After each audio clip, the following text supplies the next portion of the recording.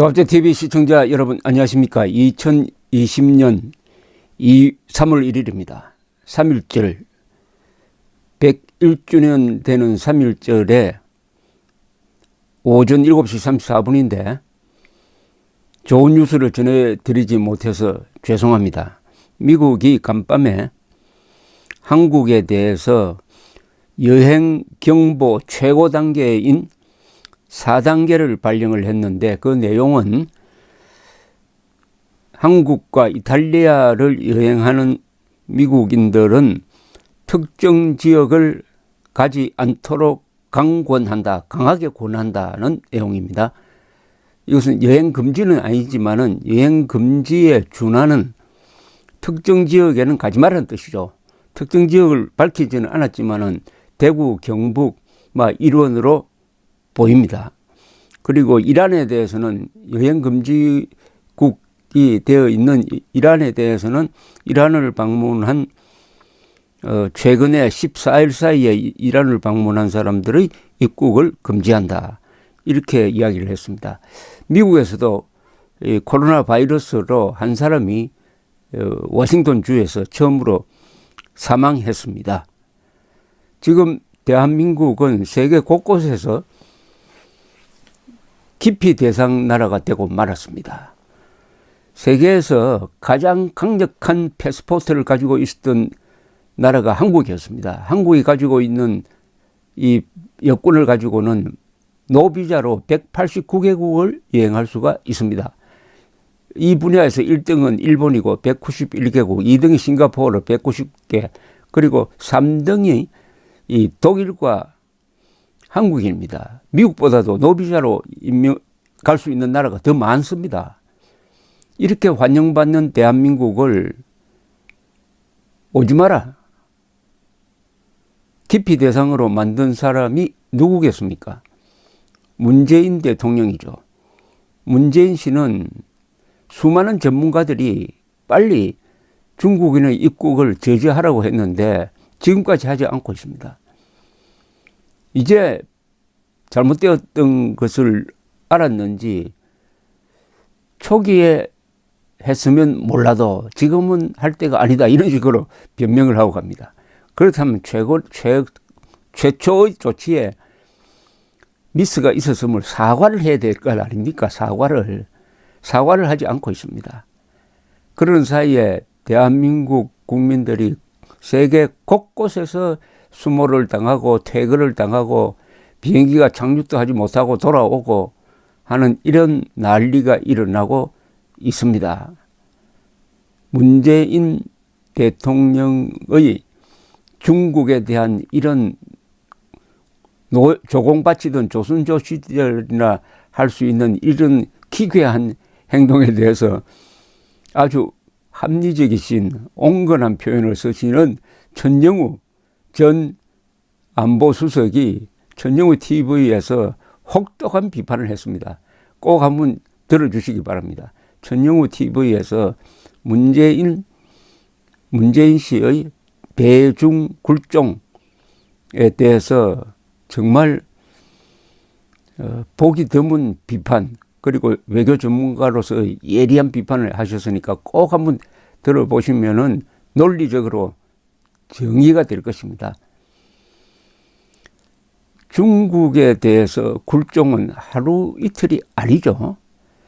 그러니까 이 북한과 중국 앞에만 쓰면 작아집니다. 그리고 일본과 미국 앞에만 쓰면 커져요. 뻣뻣해지고. 작년에 일본에 대한 반일 캠페인과 이번에 중국에 대한 굴종적 자세, 여기서 느끼는 게 뭡니까? 문재인 씨의 가치관이 어디에 있느냐? 문재인 씨의 가치관은 계급투쟁론입니다. 계급투쟁론에서 공산주의도 나오고 사회주의도 나왔습니다.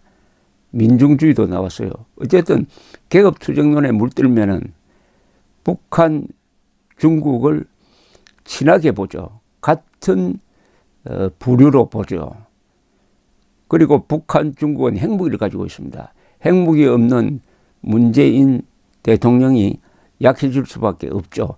그런 가치관에다가 또 그런 현실적인 조건이 있으니까. 그래도 대통령으로 임명되면은 5천만 국민을 보호해야 된다고 약속을 합니다. 이건 약속 위반이에요. 약속 위반. 중국에 대해서 굴종이 한두 번입니까? 아니, 중국이 사드 배치를 반대하면 중국에 대해서 화를 내야 될 것 아닙니까? 사드 배치는 우리가 직접 하는 게 아니라 미군이 하고, 주한미군을 보호하고 한국인도 같이 보호하고, 그것은 북한의 핵미사일을 막겠다는 건데, 방어무기인데 여기에 중국이 이래라 저래라 하는 것을 왜 들어줍니까? 그런데 중국을 찾아가서 앞으로는 수도권에 배치하지 않겠다고 함으로써 2,500만 수도권 사람들의 생명재산을 김정은과 시진핑 앞에 갖다 바친 거 아닙니까? 이게 인신공양 아닙니까? 시진핑을 위해서 한국인의 생명, 자유, 재산을 포기할 수가 있습니까? 그런데 이번에는 시진핑을 눈치를 보면서 여기 와 있는 중국 대사가 총독처럼 공갈을 치는데 굴복해가지고 중국 사람 입국을 금지시켰으면 막을 수 있었을 코로나를 확산시켰으니까 문재인 스스로가 슈퍼 전파자가 되었습니다. 코로나 바이러스 슈퍼 전파자는 신천지가 아니고 문재인입니다. 책임져야 합니다. 그런데 제가 지금부터 인용해 드릴 이 기사를 한번 들어보십시오. 제가 과장을 하는지. 문재인이 슈퍼 전파자다 라고 제가 이야기를 했는데 이게 누구의 말에 의해서 입증이 되느냐. 바로 그 문재인 씨의 과거 발언에 의해서 저의 말이 입증이 될 것입니다. 지금부터 이 2015년 6월 22일자 한겨레 신문 기사를 제가 읽어드리겠습니다. 이때 메르스가 확산되고 있을 때였습니다.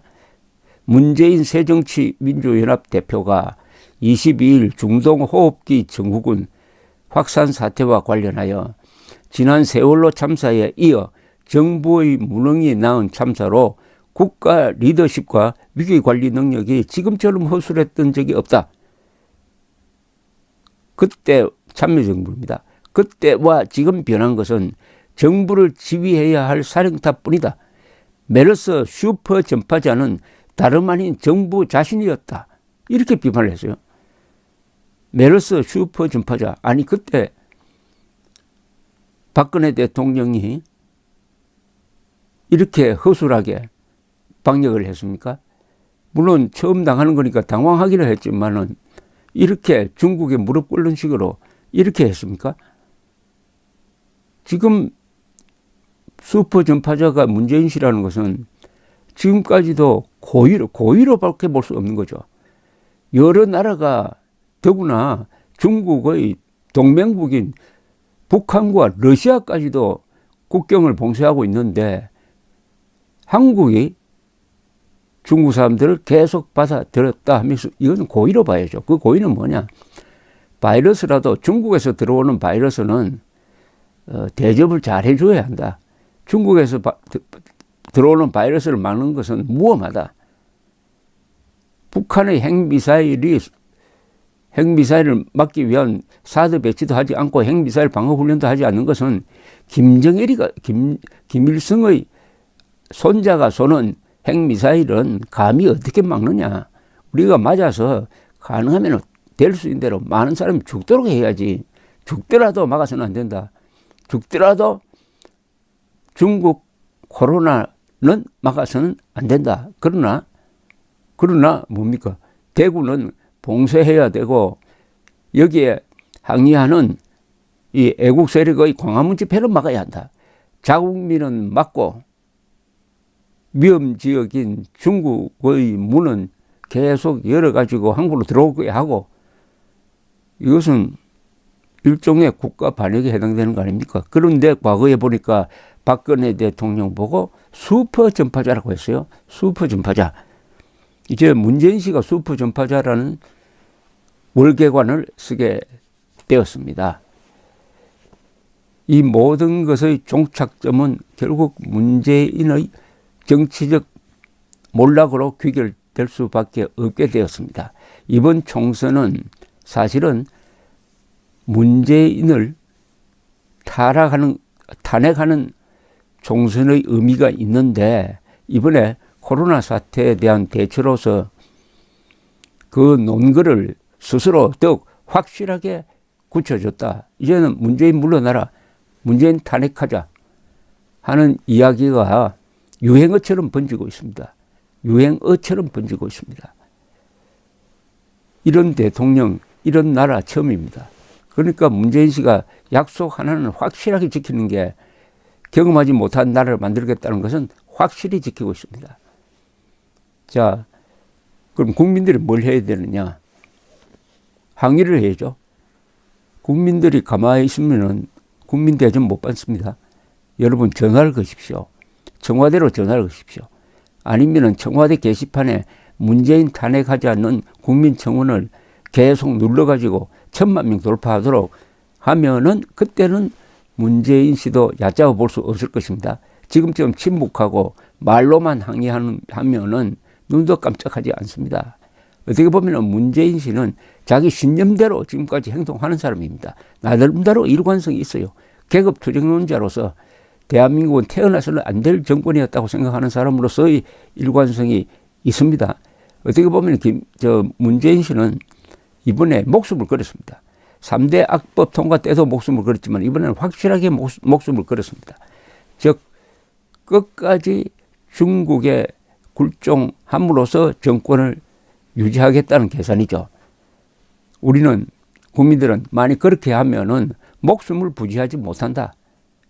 목숨을 부지하지 못한다 하는 경고를 보내야 합니다.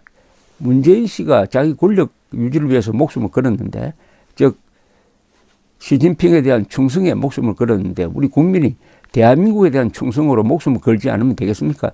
대한민국 국민이 자신의 생명, 재산, 자유를 위해서 목숨을 걸지 않으면은 목숨을 건 좌익 세력에게 당해도 싼 것 아닙니까? 아닐까요? 감사합니다.